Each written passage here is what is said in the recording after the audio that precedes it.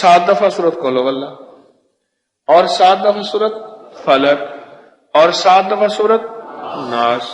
جمعے کی فرض پڑھنے کے بعد یا بقیہ نماز پڑھنے کے بعد دوسرے جمعے تک، ابن سنی کی روایت ہے، دوسرے جمعے تک آفات اور حادثات سے میرا اللہ پناہ عطا فرماتے ہیں۔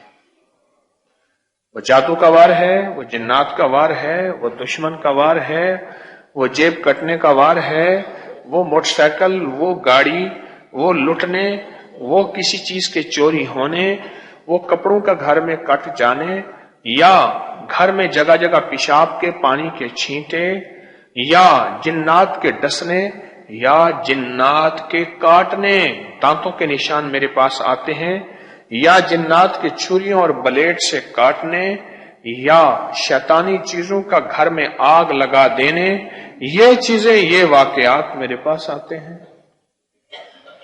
یہ واقعات آتے ہیں۔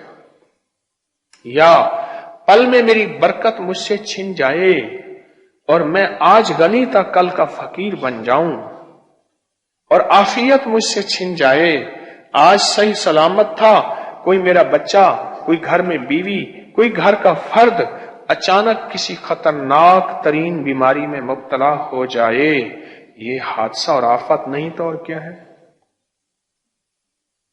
مجھے صحت ملے، مجھے برکت ملے، مجھے راحت ملے، مجھے عافیت ملے، مجھے خیر ملے، اور 4 پہر صبح کے 4 پہر شام کے رحمت راحت عافیت سے گزر جائیں، اس سے بڑی نعمت کیا ہے؟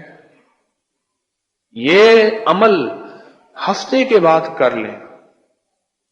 ہمارا کمزور سے کمزور مسلمان بھی جمعہ تو پڑھتا ہی ہے، جمعہ تو ویسے ہی پڑھا، آخری 3 کل پڑھ لیے، بات ہی ختم۔ 7 دفعہ، 3 دفعہ نہیں 7 دفعہ، آخری 3 کل پڑھ لیے، سبحان اللہ۔ 7 دفعہ سورۃ قل ہو اللہ، 7 دفعہ فلق، 7 دفعہ ناس، 5-6 منٹ لگ جائیں، 10 منٹ لگ جائیں گے شاید۔ اگر 10 منٹ بھی لگ جائیں چلو، تو 10 منٹ میں آپ حضرات کو عزت، برکت، دولت، صحت نہ چھنے، حوادث اور مسائل کے نام پہ، اور راحت رحمت جو آج عافیت ہے کل بھی ملتی رہے، اور کیا چاہیے؟ آج ہے کل بھی ملتی رہے، اور کیا چاہیے؟ لوگوں کو اپکری یوٹیوب چینل ہر وقت سبسکرائب کرائیں، آپ دوسروں کے لیے صدقہ جاریہ بنیں گے، اللہ پہلے آپ کی مصیبت ٹالے گا۔